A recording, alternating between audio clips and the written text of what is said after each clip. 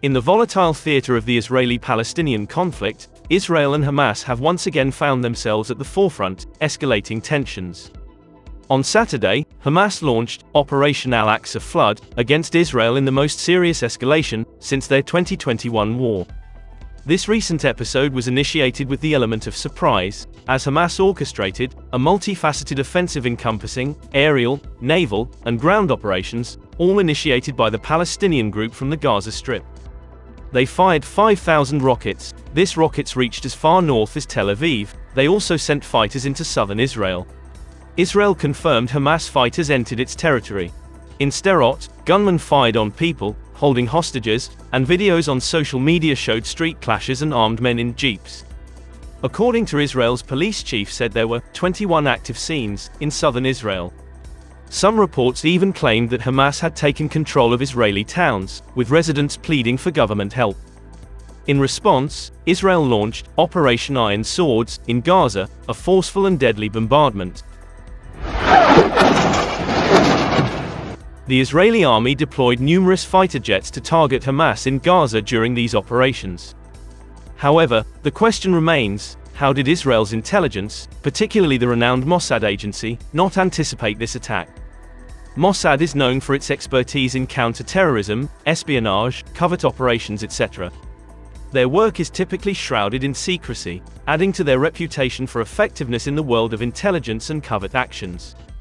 So, where were they, and why did they seem to miss this impending threat? Hamas spokesperson Khaled Kadomi stated that Hamas attacked Israel in order to draw attention to the ongoing atrocities in Gaza, the mistreatment of Palestinian people, and the challenges faced by holy sites like Al-Aqsa. They consider this battle as a significant step towards ending what they describe as the last occupation on earth. Hamas military commander, Mohammed Deif, called for widespread participation, urging anyone with a weapon to join the fight. Additionally, Hamas appealed to resistance fighters in the West Bank and encouraged support from Arab and Islamic nations in a statement on Telegram. The Czech government has condemned Hamas for launching terrorist attacks on Prague's traditional ally, Israel.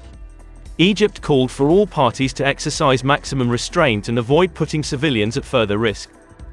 France condemned and called it ongoing terrorist attacks against Israel and expressed full solidarity. Indian Prime Minister Narendra Modi, the first Indian Prime Minister ever to visit Israel, expressed deep shock over the news and used the term terrorist attack to describe the incident for the first time. In the past, India referred to Hamas as militants, refraining from categorizing them as terrorist organizations. However, this shift in terminology is in line with Prime Minister Modi's broader policy agenda, which emphasizes the separation of the Israel-Palestine issue and a dedicated effort to strengthen bilateral relations with Israel. India and Israel's unique partnership began with India recognizing Israel in 1950, but diplomatic ties were established only in 1992.